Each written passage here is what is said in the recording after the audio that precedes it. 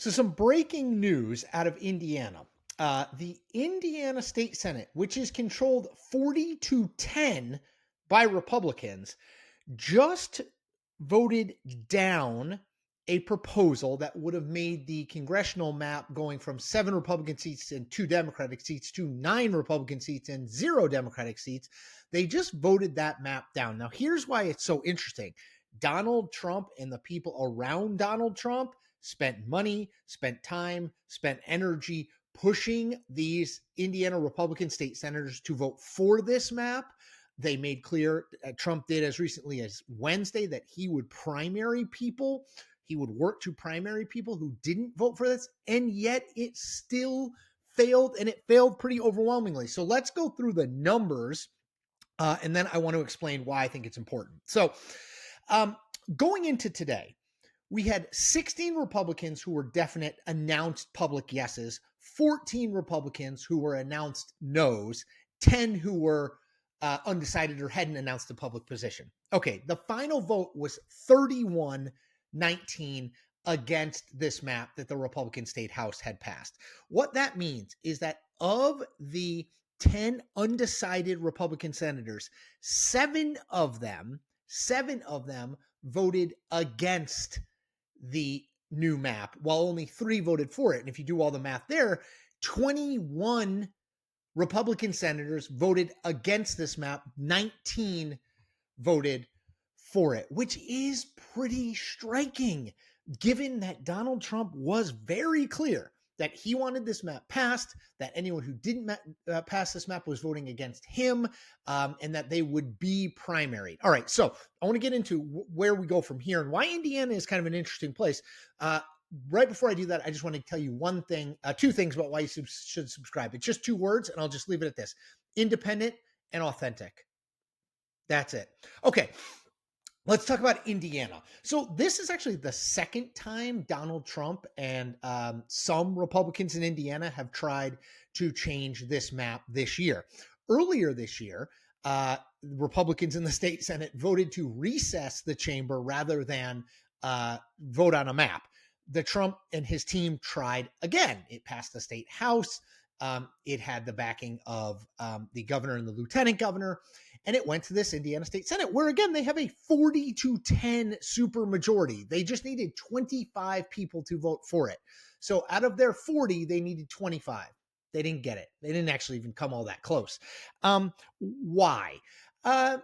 Indiana has actually been a kind of interesting place for a while now in the Trump movement. So obviously the selection of Mike Pence, the former Indiana congressman, Indiana governor, the selection of Mike Pence as VP initially made Indiana very solid Trump country.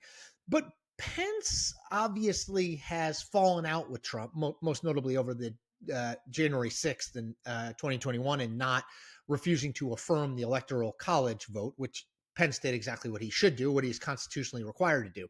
But Trump obviously fell out with him. And there has been this strain in the Republican Party of Indiana, and it's not the dominant strain, but there's been a strain in the Indiana Republican Party from Pence onward that is sort of quite conservative, but not reflexively MAGA, if that makes sense. So I'll give you an example. Todd Young, senator from Indiana, not super Trumpy, certainly has not given over to MAGA and Trumpism in the same way that most of his colleagues in solidly Republican states has. And again, this is a solidly Republican state. Donald Trump won the state by double digits in 2024. They have a Republican governor. They have 2 Republican senators. I mean, there's not a lot of debate about how competitive Indiana is. This is a Republican state, but there's a different kind of form of Republicanism that still kind of exists there. And it's probably the Mike Pence influence, this socially conservative, yes, but not MAGA, not for whatever reason. And there are plenty of MAGA people in Indiana, but it's not only MAGA. I compare it to kind of like Utah, obviously very Republican state, very conservative state, but not a super, super heavy MAGA state. Indiana's always been an odd little outlier in that world. So the fact that these state legislators, these state senators were the ones to buck Trump, it's actually a little less surprising than you might think. Now, what does it all mean? So I said before that if this piece of legislation, if this new 9-0 map didn't pass, given the Republican supermajority in the state Senate, it would rightly be read as a rebuke of Donald Trump, right? He has pushed and pushed and pushed Indiana Republicans to pass this new map. Groups aligned with him have spent more than $500,000 to pressure these state senators on this map. JD Vance, the vice president, has been to Indiana multiple times to lean on these state senators to pass this map, right? Donald Trump has made very clear that he and his administration wanted this 9-0 map to pass. It didn't, right? And so I think that it's worth noting, and it comes amid a bunch of other little things, not giant things, but little things. John Thune, the Senate Majority Leader, not acceding to Trump's wishes to get rid of the legislative filibuster. The criticism within some Republican circles, at least, over these boat strikes off of the coast of Venezuela. Just here and there's been some voices that have said, whoa, what are we doing exactly here?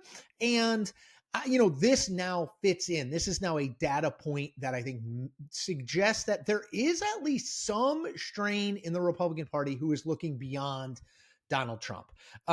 Will Donald Trump run primaries against all of these state senators? These 21 Republican state senators who voted against him. I don't know if he's going to run a primary against all of them. He probably will. They probably will find people against at least some of them, and some of them may lose. But I think what you see here is a party that is beginning to consider LAT, life after Trump, and that he still retains power. But honestly, going in today, if I was betting, I would have bet that this map passed because Donald Trump over and over again has been able, through intimidation and threats, to get what he wants out of the Republican parties around the country. He did not get what he wanted today, and I think that's notable. Now, how will he react? Probably poorly. I checked Truth Social right before I made this video. He has not yet said anything. I'll do a quick update here, make sure he still hasn't said anything. He will attack these people. There is no question about it. He will go after them. He already has. He will ramp that up and make it an even bigger thing. I think, that's who he is and what he does.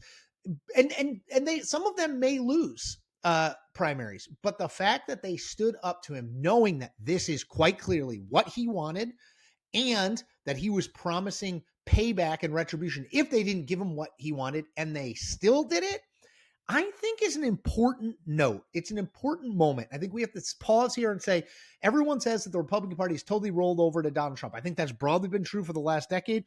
It was not true in this case. And this isn't an isolated incident. Slowly but surely, you're seeing some Republicans start to stand up, which is something to keep a watch on. Okay. As always, I say, I hope you subscribe. Independent and authentic. Those are my North Stars. I hope you like and comment on this video. That helps me grow among people who are not already subscribers to my YouTube channel. Last thing, be an evangelist for me. Tell a person or two or 10 why you like this channel and why you think it's important. Okay, take care.